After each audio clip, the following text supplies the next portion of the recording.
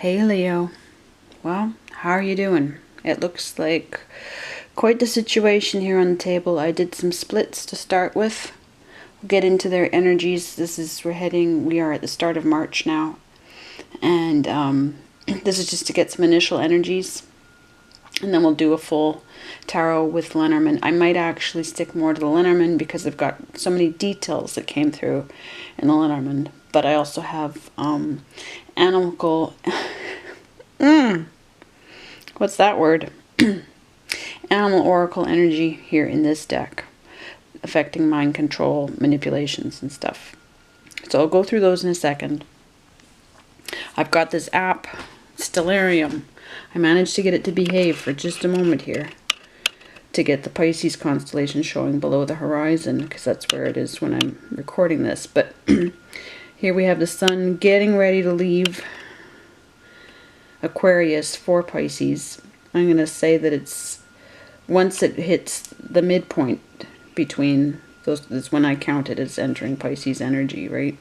That's what makes sense to me mathematically, right? But so now that it took some maneuvering to get that, so now I'll move away. We have quite the situation. So you got Mercury in Aquarius as well. So instincts and triggers right now are still very much around your unique self.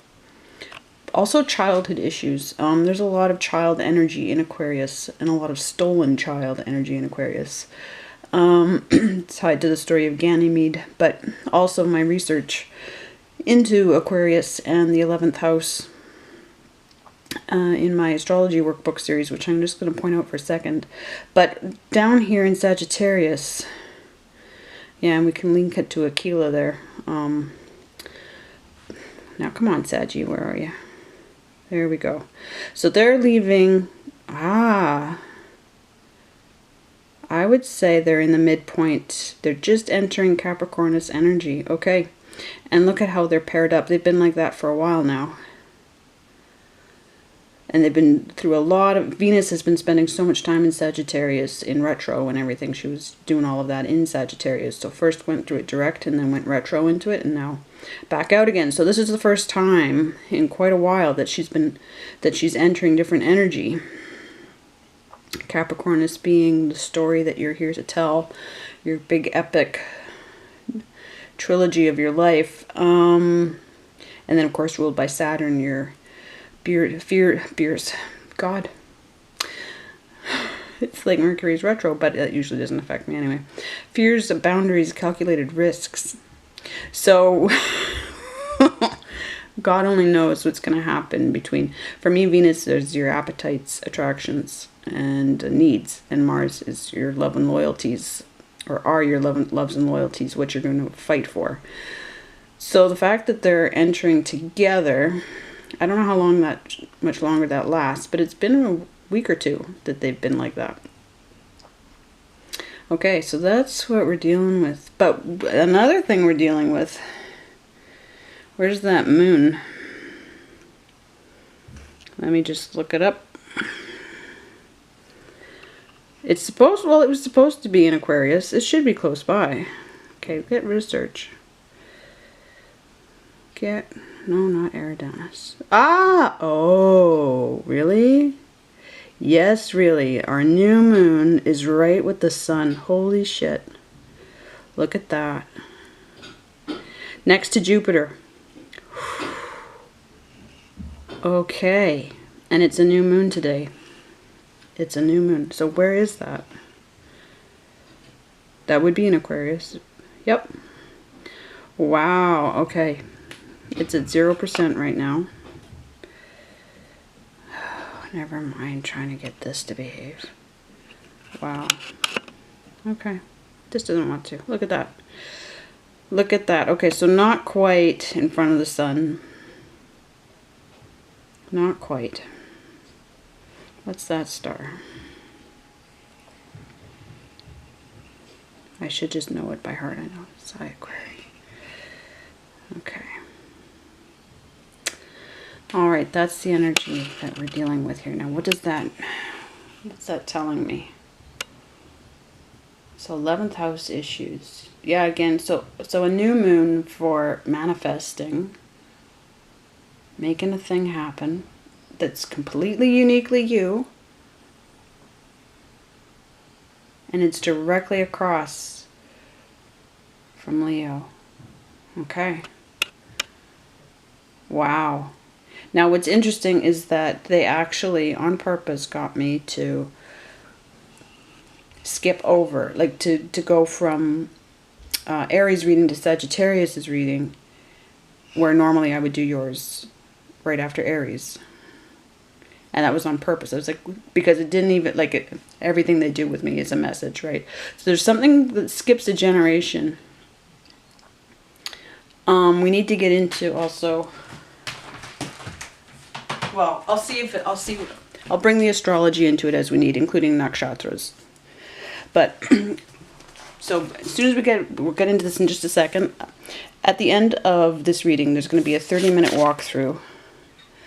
There's only the month of Sagittarius left to do here. There are 2 months left to this book from the last year. And it does all your planet work, does all your housework. It's a month by month. It's going to start again in April. Prep time, a little bit of prep time in March. Goes through you work through all your planet cycles, what each planet means to you in your life as preparation. And then we go house by house in an order that my guides created that totally optimizes using the year to the best advantage of how to understand each house. We go through water houses first, and we do collective understand, we group them according to elements, yes? And then when we hit Virgo is all about space-time sensitivity, and we do it in real time in the season of Virgo, which actually lasts mid-September to the 1st of November. We build a whole accurate chart with an accurate zodiac that's uneven. You work with your guides, you do research. You need about 20 minutes a day to journal. It's a very good mood journal. It's a very good keeping track of how you're doing journal. But constellation work, sign work, your birth chart work, all of that. And then how to move with understanding. We chart the courses of the sun, the moon, the planets, how it's affecting everything. So it's I had no idea a couple of years ago I'd be doing that, but now here we are doing it. So enough said about that. But if you're interested, there'll be a half-hour walkthrough at the end of this reading. And if you want to get in touch with me to get your own copy of the next version of it, and to get a birth chart to go with it, with the uneven zodiac in Sidereal, then I'd be happy to set you up with that. So let's get back to what's right in front of us. Especially with this King of Wands, you in reverse with this Knight of Cups. So I feel like there's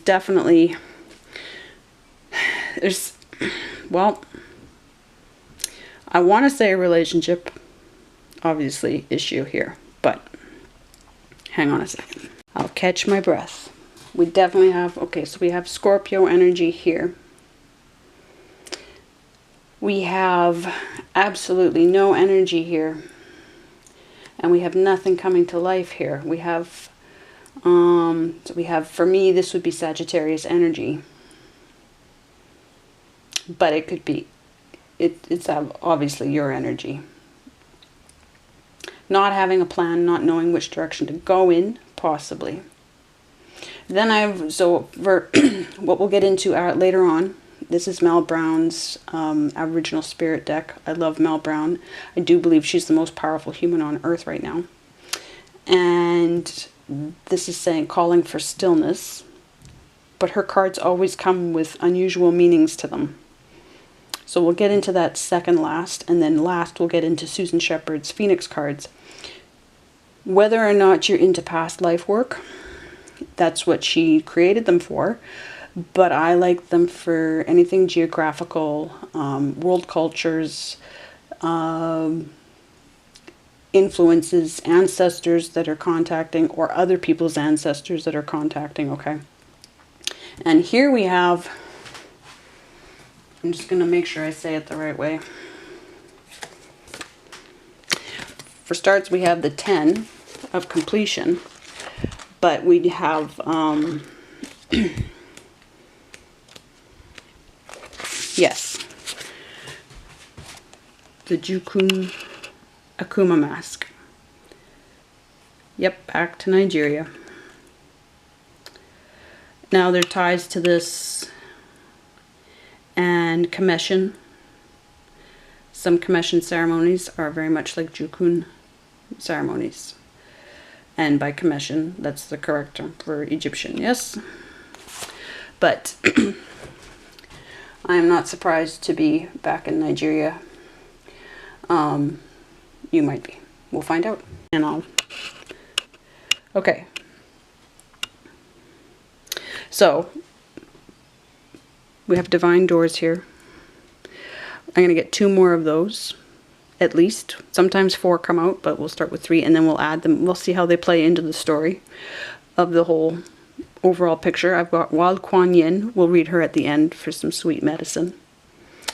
Lana Fairchild's deck. But let's get into this situation here in Lenormand. Let me get myself seated here. So what I did when I was splitting the deck, we started with the mountain in reverse on top and the child at the bottom. That's not what we started with. We started with the whip sideways, and it fell to the floor sideways. So I picked it up exactly the way it is here. If it were on any angle, I would put it in that angle. And now, it's either squaring off against these or it's actually stuck energy. But we're talking about an abusive situation here. Possibly with the Knight of Wands, which is interesting. Because that would actually... Well, you are the Knight of Wands.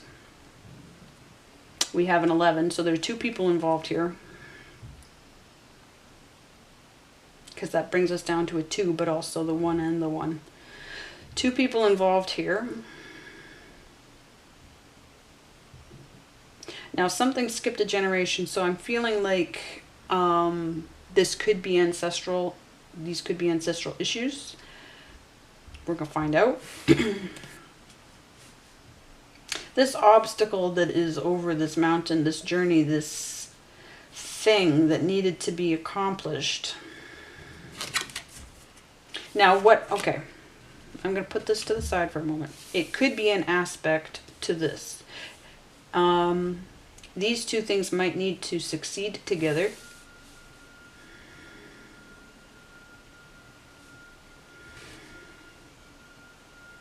I'm going to mirror the ground.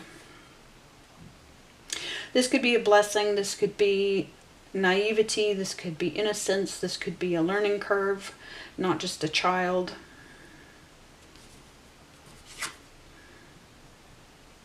Knight of Swords, protective energy, but fast moving. Fast moving. And 13. Oh, we could have a Lilith cycle. Magnetism's... Oh, I don't want to say Lilith, actually. I want to say Black Moon. Because Lilith is a smear name. We're really talking about the African prophetesses that ruled the Mediterranean for 6,000 years. And Lilith is a name that was put on... It's tied to the smear campaign, not the actual history. But that gives us a 4 of stability as well. But if we're looking at your cycle, your cycles of 13 are Black Moon cycles. 13 moons, and we have the new moon right now. So we got to figure out if this is an actual child or if it is an inexperience, like the blessing, the inexperience, the getting into something new, and there's a learning curve. But with this mountain, 21 gives us a 3. A 3 of putting something in action that had already been planned. 8 of Wands. Nope, so communication is tied to this. Communication is tied to this. The manifesting is tied to this, obviously. And it's squaring off then with this abusive situation, relationship. It is either applying the friction to this, or this is applying the friction to these. But the friction is a good thing. It keeps things moving. Because what we have, it looks like, to have both the book and the letter, there's a lot of writing that needs to be done.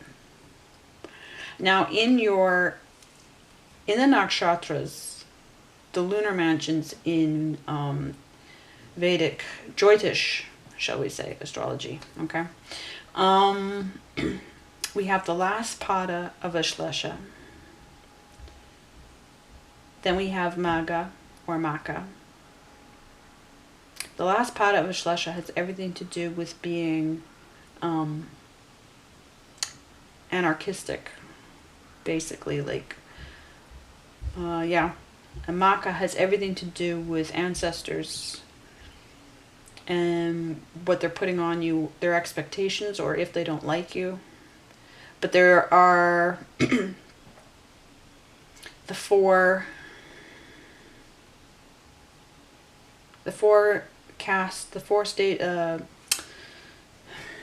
do I want to say? The caste system that Krishna created. Or Krishna, right? Whoever really did, and then names Krishna as the avatar. But so for reincarnating. So if you want to think of the game of life, shall we say, so to speak, is in Maka. That this is all a game. That this is all, and the reincarnation is all part of the game. But when we get into the next nakshatra, we get into Purva Falguni and then Uttara Falguni nakshatras. And that has everything to do with fiction writing and non-fiction writing. There's also stage performance. There's all, like there's in the adult industry. And I get my information about this particularly from the website vidyamitra.com, and that will be in the description. But because there's so much writing attached to, and that's across from that in Capricorn nakshatras, it's a similar story. Tied to Ganesha, the elephant, with the elephant god with he breaks his tusk off to finish the writing. Epic writing. So I feel like there's good chance that because this is a Leo reading, and there's a lot of writing attached to Leo, and that you might not know that from Western astrology.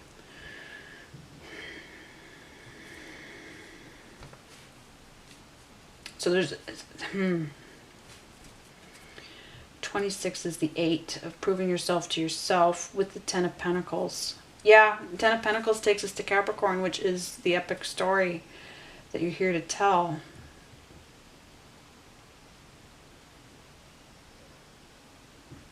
And we're heading straight into Venus and Mars are heading straight into Capricornus, yeah? There's a timing thing here. Because this message is coming through with a 9, proving yourself to everyone, but with the 27. Void Club 27. So we've got 26 and 27. Yeah, there's a timing thing here. 7 of Swords. Transformation. For me, that's Libra energy. So, again, we're bringing in the other.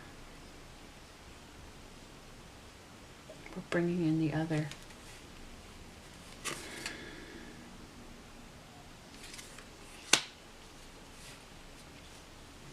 I wonder if there's just like stress and conflict.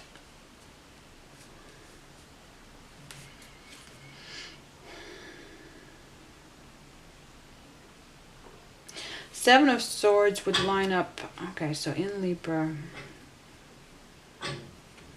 Svati and Vishaka. I'll double check. Yeah, we'll see. But definitely, okay, I feel a strong sense of that, and that all needed to come through. But over here, see how on the back of here, so the elephant reminds me of whether or not there's a memory problem. Monarch butterfly for monarch mind control. Because who better to indicate whether there's a human problem of mind control and manipulation, right? So what came through for you, now I'm looking at the bottom of that deck, it doesn't tell me. But this Queen of Swords, and for me that would be 11th house, that would be Aquarius, but it could be anybody who's in the communication mode right now, but they're not. They're under control. They're not free. There's something that's affecting them. Okay?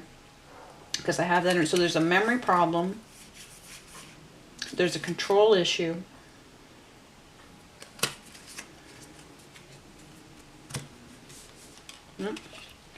Control issue.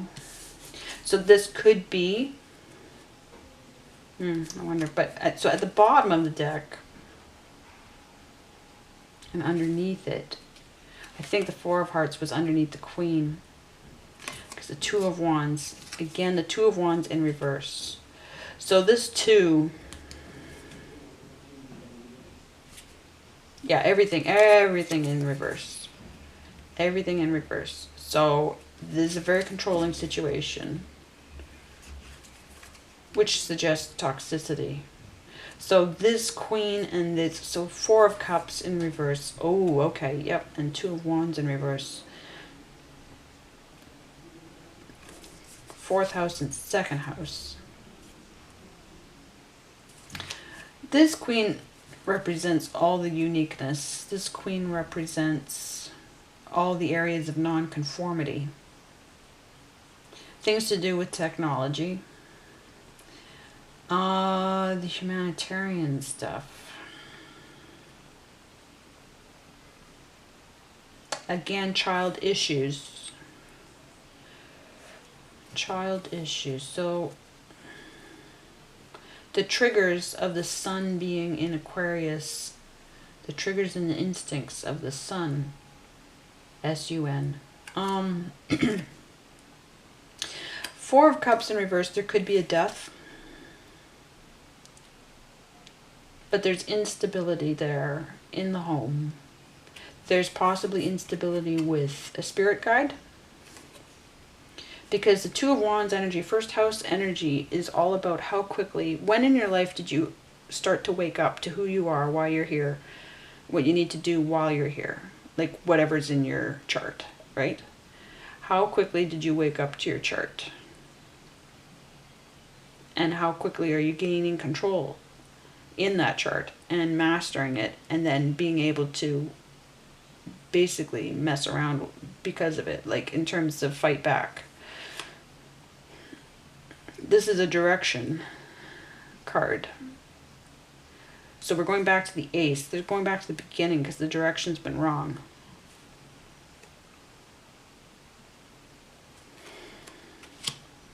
There's a lot to be said in that deck. I'm going to relight this flame.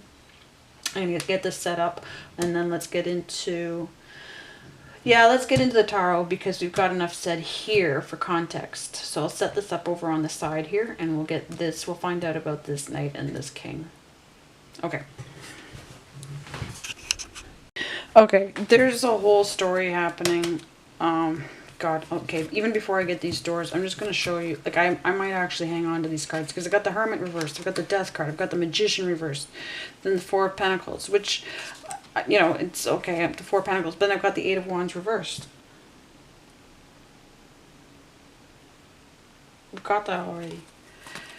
Which leads back to the Seven of Wands reversed, which leads back to the Ace of Wands reversed, which we've referenced the Ace of Wands with the Two of Wands in reverse.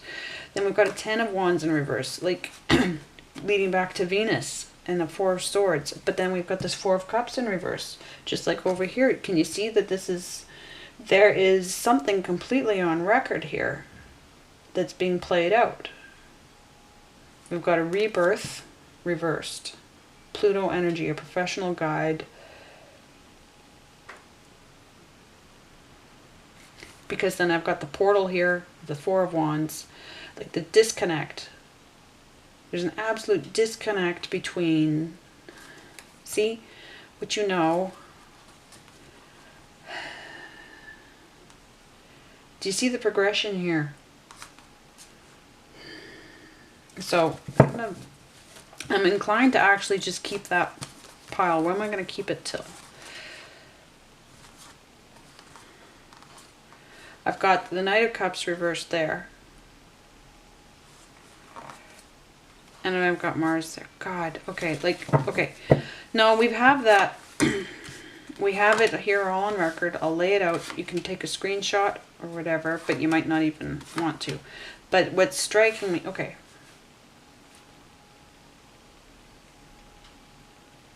This is all space-time sensitive. Like major arcana, like right out of the gate. Right out of the gate. With this death, space-time is reversed. And Mercury rules Virgo. Now, in this energy, there's a lot of African prophetess energy. There's a star, a particular star in Virgo, Parima. So this could be a seasonal thing. This could be a time of year situation, but so, and again, mid-September to the end of to November 1st. But there's the star Parima. Chitra is also in Virgo. Chitragupta keeps the Akashic records. That's where, but Chitra is in, oh God, I have such a fight. I'm, my star, Bharani, is opposing Chitra, and they are epic. Chitra gets into legal battles with epic foes, and my ex actually sued me 4 times, and he's exactly a Chitra native, and I'm exactly a Bharani native. So I've lived it for 6, you know, it's just, there's this serious shift in energies from Parima star to Chitra star. But we do have the Akashic records here attached to Chitragupta, because Chitragupta is the person created in order to, who started the Akashic records, okay? Because Yama was having a hard time keeping up. But Yama actually rules, so Yama rules Bharani Nakshatra. And I have a problem with all of everything to do with the Akashic records, because I'm not a fan of this universe. But I do work for Kali. Kali showed up in my living room October 17th, 2019. And scared the shit out of me for 8 months. I thought she was a demon. And then I found out she'd put me through a whole shamanic experience in that visit. But Parima star is attached to the oracles. Historically, there's just this, they tied all of this energy in this story to, now all the Greek oracles were,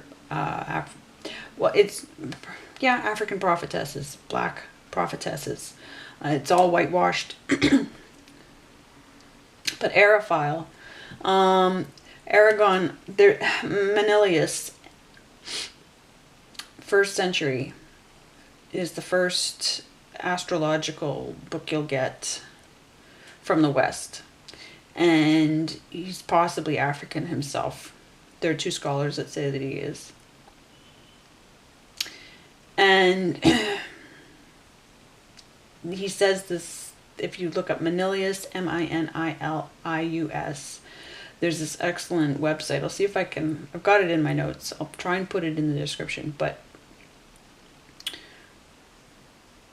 Aerophile will speak through the native of this star, of Aragon. Well, he says Aragon, because Aragon is the other name for Virgo.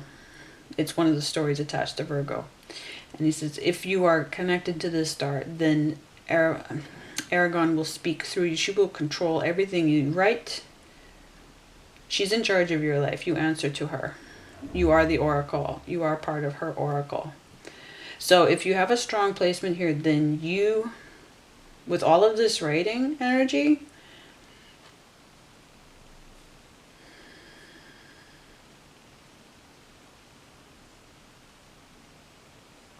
so the question is, what is down and why?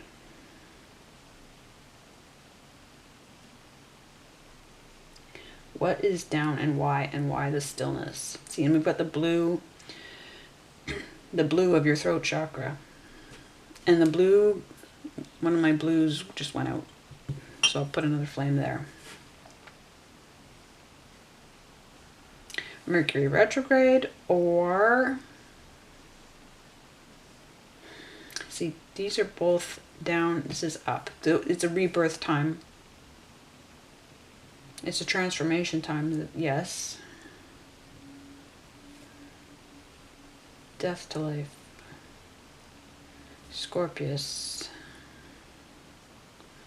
The rose. Could be knowledge that's needed of the Great White Brotherhood, possibly. Scorpio being the scavenger hunt.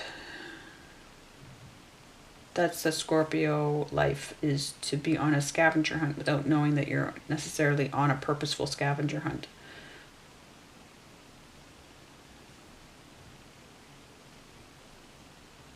But look at that communication down. Okay. Stability, head aligned with heart. This is over in Mrigashiram Nakshatra, the female snake. And we have Sagittarius energy here. This is lined up, for me this lines up with Taurus. So second house, the root work.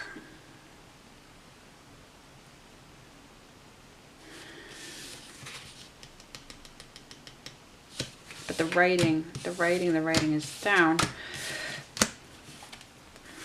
Because the transformation back to the Six of Wands and the Ace of Wands, Ten of Wands. Not going home, the Wounded Warrior. So all of these wands are down. So the energy is way down. You need to be basic. You need this rebirth situation, yes. Because you've got Venus here. Venus was in Sagittarius doing all of this work. Okay. She was doing all of this work on you. Health, spirit, why you're here. The wands are why you're here, what you're here to do. The trouble you're here to do. Right? Rest time. For me, this is Gemini. Third house, what you know. Resting in what you know. Look at this. We've got a 4 upright and a 4 reversed. Right? So these 4 cups that are reversed. 4-4, master number.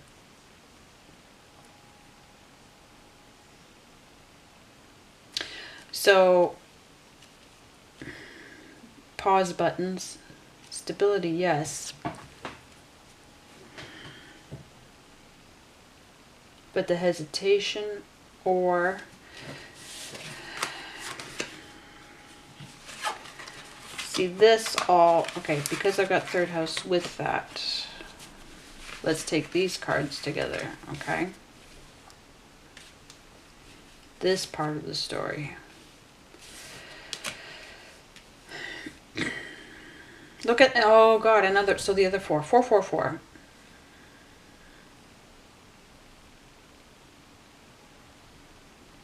And we had just had the 4 of Pentacles.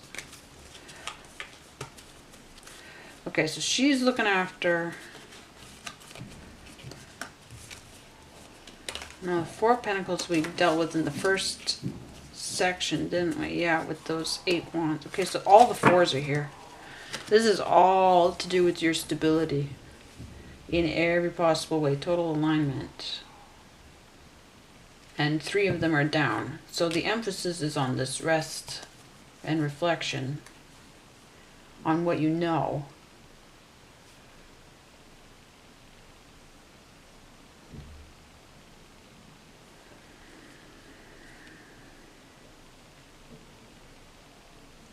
the choices are reversed. But see, this is the smear campaign, this Adam and Eve situation right here, because they're not targeting a white woman. They're not targeting a brown, they're targeting the African prophetesses. They're targeting